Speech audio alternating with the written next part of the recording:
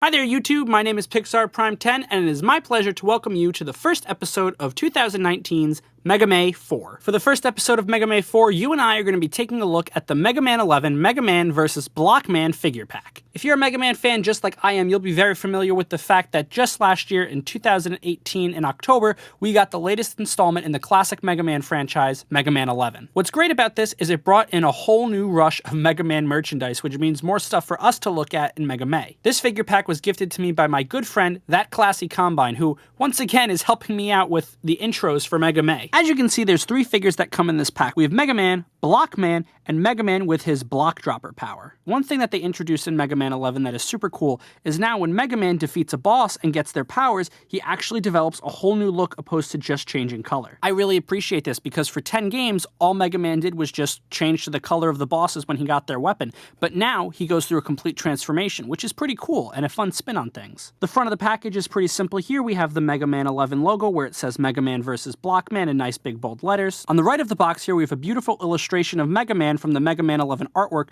which I just absolutely love. This is one of my favorite styles of artwork that we've ever seen of classic Mega Man. Behind him and above him, you can see a blue and red gear representing the multiple gear system from Mega Man 11, which completely changed the way you play classic Mega Man, which was a total welcome in my opinion. On the back of the box, we have that same illustration of Mega Man from the front, as well as both the gears, but now they are centered behind him, and we basically have the same thing from the front and the back. It says Mega Man vs. Blockman with the same order of the figures in the back here, except it's actually pictures of the figures. And on the back here is a little description of the story from Mega Man 11, but if you're a classic Mega Man fan like I am, you know that there's not much to the story. The sides of the box all feature that Mega Man 11 logo that we can see here on the front, so not too much is different there. One last thing that I would note is that the toys are made by Jakks Pacific, which you can see down here in the corner, and I've had nothing but good experience with Jakks toys, specifically with a couple of their Sonic figures. So I've had these figures for a while now, but I didn't want to take them out of the box until Mega Man 4 officially started. So let's mega bust them out of their packaging and see what's going on. Alright, so here we have the 3 figures out of the packaging. We've got 3 figures to look at, so let's get rid of these guys and look at the Mega Man guy himself. So something that I have come to expect from Jakks Pacific Toys is they're not SH Figuarts. They're not D-Arts figures. They are just toys. These should not be expected to be collectibles. Now, don't get me wrong, when I bought these figures, I wasn't expecting them to be the best figures out there. But to be totally honest, I did expect them to be just a little bit better than they actually are. Now, that's not to say I don't like them. This is a really good representation of how Mega Man looks in Mega Man 11, which, like I said, is one of my favorite interpretations of how the character has ever looked. On a surface level, the paint on this guy looks great. Mega Man has only ever had 2 basic colors to him. And at that, those 2 colors are 2 variations of blue, a dark blue and a light blue, which he very clearly has. The only other colors Mega Man really needs is red and yellow for his ears and his Mega Buster, which again, he very clearly has. So I can't really knock them too much for the paint on here. It's detailed and it looks good. Even the eyes have some really nice detail to them. And the paint doesn't bleed out of any section of the eyes at all, and that's really, really nice. There are some sections on here where the paint could be a little bit tighter, like here on the waist and on the legs it bleeds a little bit, and it's a little ugly on the back of the legs here. But for such a small figure that only stands at about 3 inches tall, it really does look pretty good. Now, Mega Man's face is just a little bit boring looking to me, and while I would like more of an action pose type of face, I think this works because both in the Smash Brothers representation and the Mega Man 11 representation of Mega Man, he really has never had too much expression on him. He's always been a very neutral looking character in a lot of his iterations. So this is pretty much okay. And if I'm being honest, the look on his face kind of matches what the figure can do. And by that I mean this figure has next to no articulation. As I've been holding him, you've seen that I've been turning his head, which is good. It's on a ball joint, which is awesome. So he can look just a little bit down, a little bit up, and then he can turn his head all the way around. This is good if you want to have him look up. This is good if you want to have him look down, but that's really about all he can do. Both of his arms can go a full 360 degrees, and both of his legs can do a full 90, or just about back and forth. Now, while this does give him some articulation, there's really not much for posing that you can do outside of putting his Mega Buster up and having him aim. You can't even do the classic Mega Man jumping pose. You could put his arms up like that, but how are you going to get him to jump? That doesn't look very good to me. I think all this figure needs to go from okay to good is just a little bit more articulation. And All it really needs is some joints at the elbows and some joints at the knees. I'm not asking for ball joints everywhere on this figure, but just a little something so that I can do a little bit more. As of right now, all I can really see myself doing with this on a shelf is just having him stand there and looking all serious, kind of like that. This guy right here is actually a Mega Man figure that I got from a blind box that was cheaper than the 3-pack of these figures. And if you look at this guy, he has a ton of articulation. His head has a lot more range than the other one. He has ball joints at the shoulders, a swivel at the arm, elbow joints, a ball joint at the hip, and a knee joint, and his feet are even articulated. So with this guy, you can actually get some really dynamic poses.